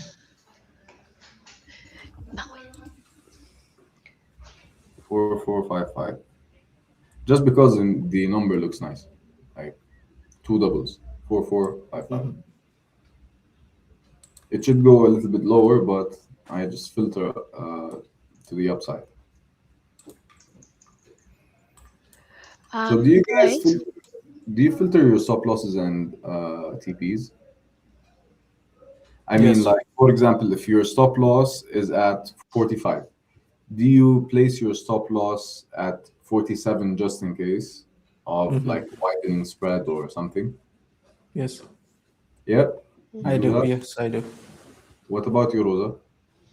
It's fixed 75 pips 75 pips above the previous, yeah, like above above the where, entry. yeah, Mm. yeah.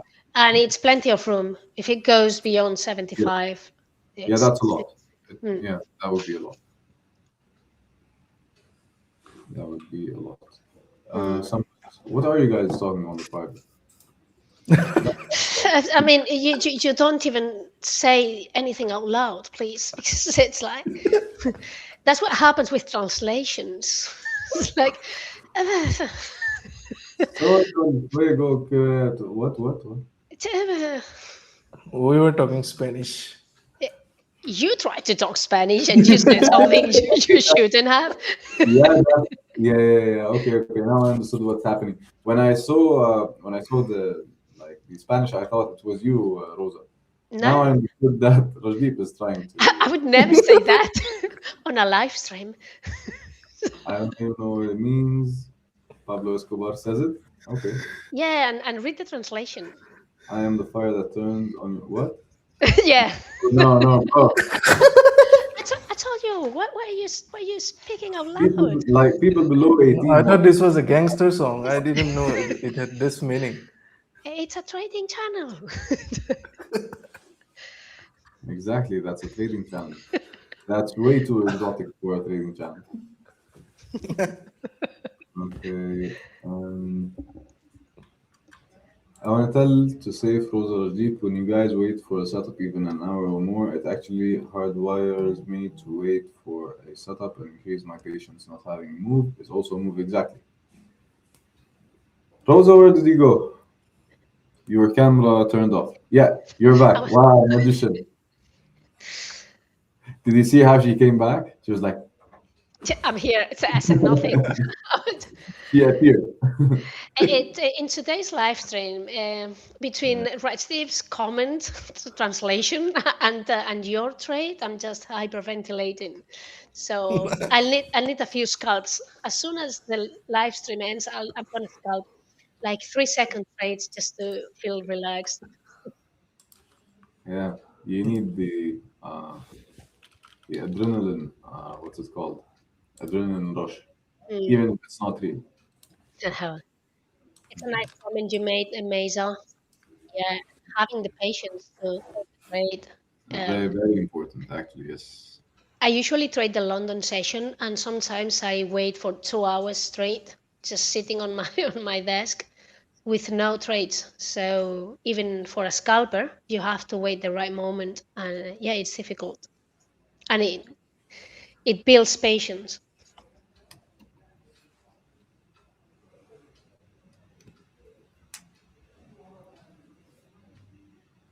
As we always say, Rosa, remember from last or past live streams, what did you do today? I waited. Yeah, I waited. Mabel Yeah, says your haircut looks good, Rosa. my I didn't haircut. even notice she cut her hair. That's the thing about girls. I Like, just, did you cut your hair? I think I just have a shower.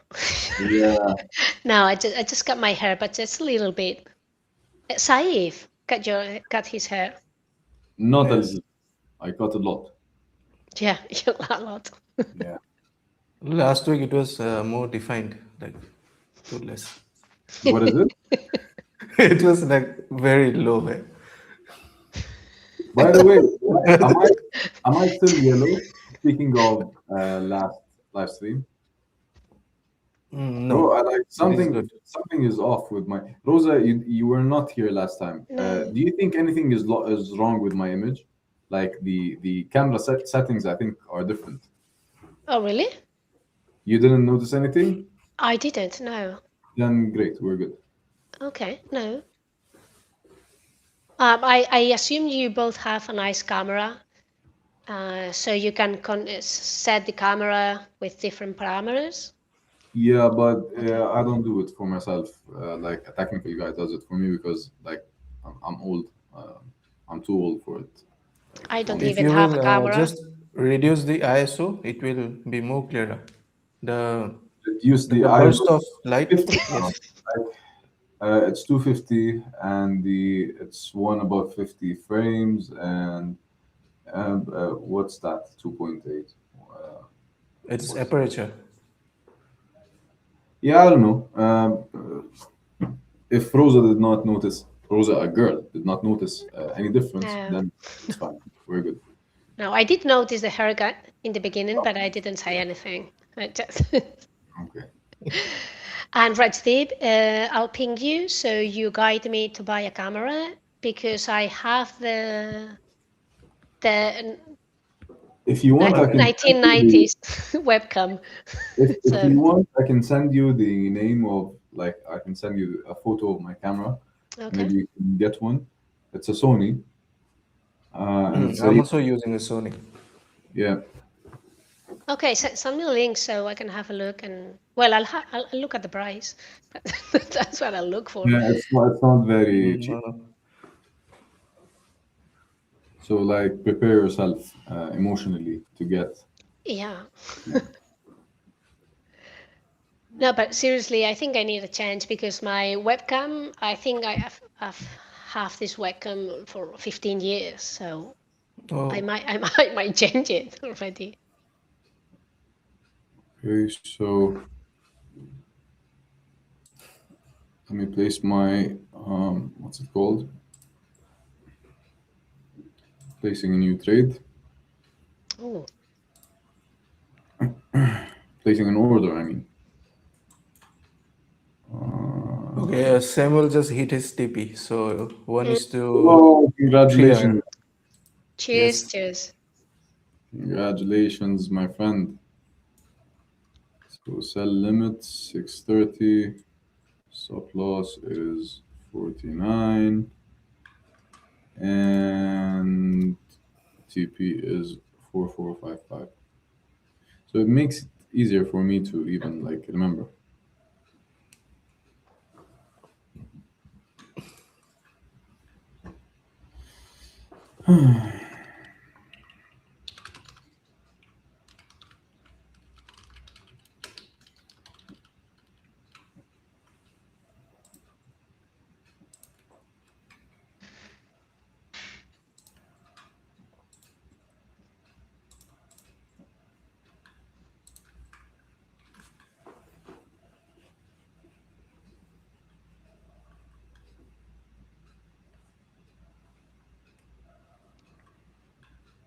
Okay, okay, okay.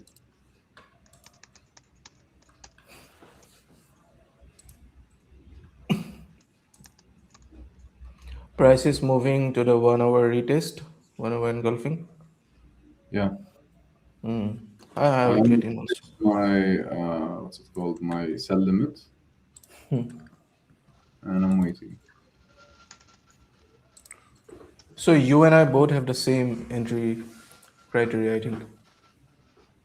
So you're entering around 30 as well. Yeah, yes. Mm. Nice. 29.55, yes, same. 29.55. You know, this is something I like. I think like that's part of my OCD. I don't enter at like 29.55 or 54. It has to be like a round number, like 29, 30, 31, 32. You got me? Oh. Yeah. But that actually cost me money in the past. So it's not very smart to do. It's just like it just makes me sleep at night. That's it.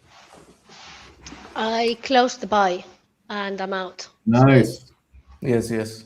if I you think I was, Rajdeep, if you look at the candle at 00, so 4 minutes ago, and you put the moving average set, everything I said, you'll see. It's exactly what I'm doing. 100 pips. And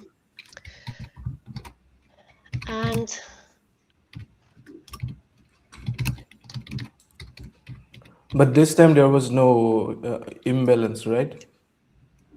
no Was there imbalance, imbalance? no. Yes, yes, yes. I But the noticed this candle one. that gave me the entry, it took away 1, 2, 3, 4, 5, 6, 7 candles Yes, yes, before. yes. Okay, everyone who's watching, I know Rosa's strategy now, so you can just ping me up.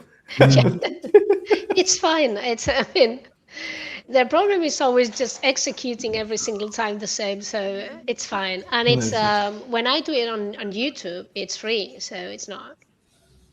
The problem is never the strategy. I mean, the good thing is The not the person, yes. strategy, is how you execute it. Guys, I'm sorry, Okay, but I guys. have to dash out. Yeah, let's just call it a session. That's a great end to the session. Rosa took some buys. Samuel hit his TP, and we finally got our setup for a sell. So yeah, waiting paid off. So thank you everyone for watching. We hope you enjoyed this one. I know I did. So again, thank you very much for tuning in. We'll see you on the next one. Thank you, Rajdeep. Thank you, Rosa. Take care of See yourself. you. Thanks Both of for them. having me. Bye. Bye. Bye. Bye. Bye bye.